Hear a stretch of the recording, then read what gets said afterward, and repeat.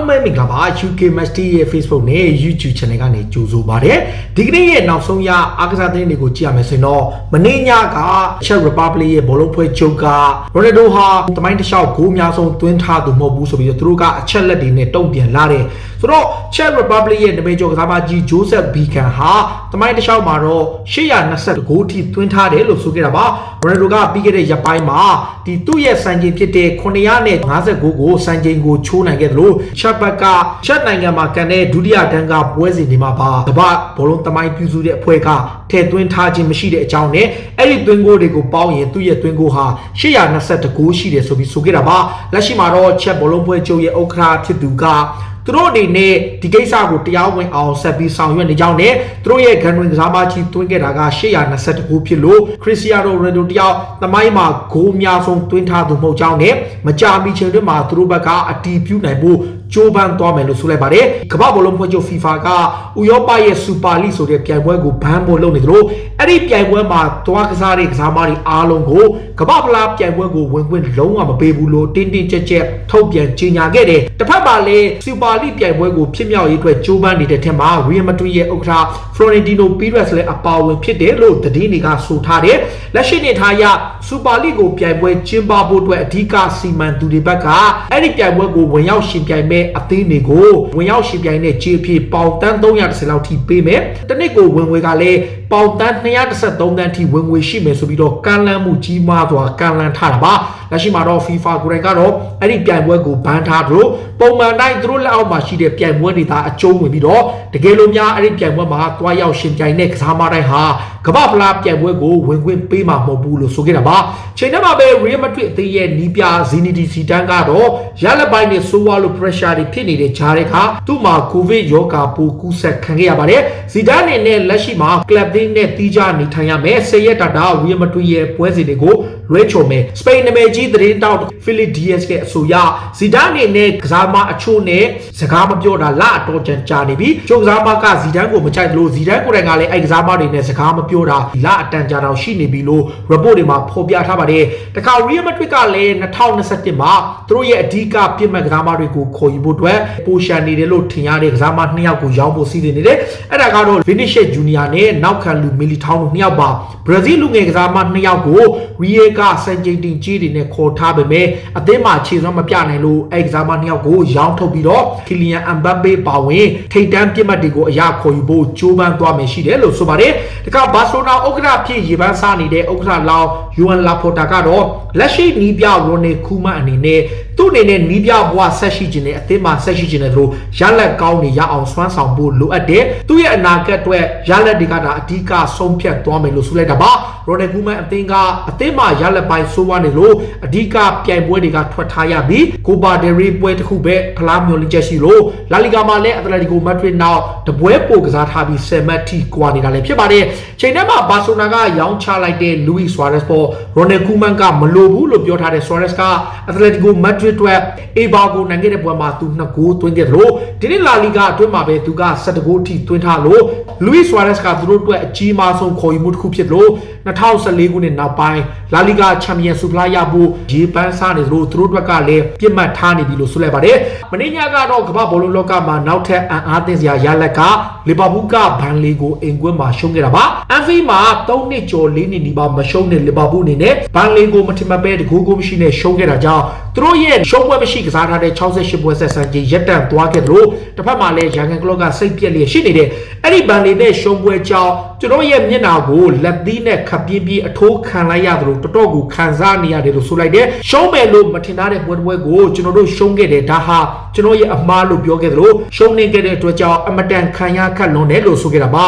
ရာဂန်ကလော့အနေနဲ့လက်ရှိမှာဆိုးဝါးတဲ့အခြေအနေတွေကြောင့် Title Race လို့ခေါ်တဲ့ Premier League Champion Super League ကိုခေါင်းနဲ့ထည့်သွင်းစားခြင်းမရှိဘဲနဲ့သူတို့အသင်းကပုံမှန်ခြေစွမ်းမျိုးပြန်ရအောင်ကိုပဲအဓိကအာရုံစိုက်တော့မယ်လို့ဆိုလိုက်ပါတယ်။ Arsenal အသင်းကလည်းသူတို့ရဲ့နောက်ခံလူ Kieran ရဲ့နေရာမှာအရန်ဖြစ် cover လုပ်နိုင်မဲ့ကစားမတစ်ယောက်ကိုစောင့်ကြည့်နေတဲ့ Kieran ဟာ Arsenal အတွက်အရေးပါတဲ့ကစားမဖြစ်ပေမဲ့ Scotland ဘယ်နောက်ခံလူရဲ့နေရာမှာကစားနိုင်တဲ့ဘယ်နောက်ခံလူတစ်ယောက်ကိုစတင်ချဖွေနေတယ်လို့ဆိုပါတယ်။တစ်ချိန်တည်းမှာပဲ Norway လူငယ်ကစားမ Odiga ကိုလည်းခေါ်ဖို့လုပ်နေတယ်ဒီကစားမက Real Madrid Madrid ကနေထွက်ပြီးတော့အသင်းပြောင်းဖို့လုပ်နေတယ်ဆိုတော့လက်ရှိနေထားရ Norway media တွေကရော British media တွေအားလုံးရဲ့ဆိုရ Arsenal ဟာ Odiga ကိုယာတီကုန်ထိအငှားနဲ့ခေါ်ယူဖို့သဘောတူညီမှုရထားပြီလို့ဆိုပါတယ်တစ်ချိန်တည်းမှာပဲ Arsenal က Odiga ကိုယာလို့တေချာလောက်ရှိတဲ့အချိန် Brighton ရဲ့ဂိုးသမားဖြစ်တဲ့ Matt Ryan ကိုခေါ်ဖို့သဘောတူညီမှုရလိုက်ပါတယ်အရန်ဂိုးသမားတစ်ယောက်ကိုလိုနေတဲ့ Arsenal သင်းက Matt Ryan ကိုခေါ်ဖို့သဘောတူညီခဲ့တာဖြစ်ပြီးတော့ယာတီကုန်ထိ Australia ဂိုးသမားက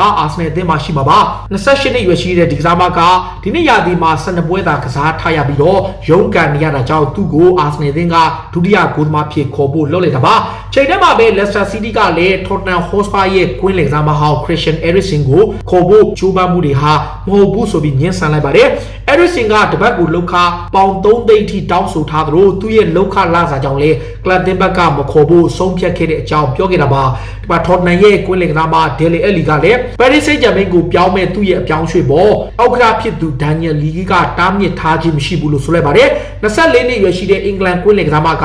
သူ့အနေနဲ့ Paris ကိုပြောင်းဖို့အတွက်ကြိုးပမ်းနေတဲ့အချိန်အောက်ကဖြစ်သူရဲ့ခွင့်ပြုချက်ကြောင့်သူ့အနေနဲ့ပြောင်းရွှေ့ခွင့်ရနိုင်ပွဲရှိတယ်လို့မျှော်လင့်နေတာပါ Tottenham Hotspur ရဲ့တိုက်စစ်မှုဟောင်း Babato ကတော့လက်ရှိမှာ Real Madrid ကအငှားလာကစားနေတဲ့ Gareth Bale အနေနဲ့နောက်ရာသီမှာဒီမှာဆက်ရှိဖို့မရှိပဲ Real ကိုပြန်သွားဖို့ရှိနေတယ်လို့ဆိုလိုက်ပါတယ် Gareth Bale ကို Spurs ဘက်ကမျှော်လင့်ကြီးစွာနဲ့ခေါ်ယူခဲ့ပေမဲ့ Mourinho ရဲ့အသင်းမှာကစားခွင့်မရဘဲရုန်းကန်နေရတာကြောင့်သူဟာ Madrid ကိုနောက်ရာသီမှာပြန်သွားဖို့ရှိတယ်လို့ဆိုတာပါတခါ Chelsea ရဲ့လူငယ်ကစားမ Tomori ကလည်း AC Milan ကိုပြောင်းရှိသွားပြီးတော့ဆေးစစ်မှုပြုလုပ်ခဲ့ပြီးဖြစ်ပါတယ်23နှစ်ရွယ်ရှိတဲ့ဒီကစားမက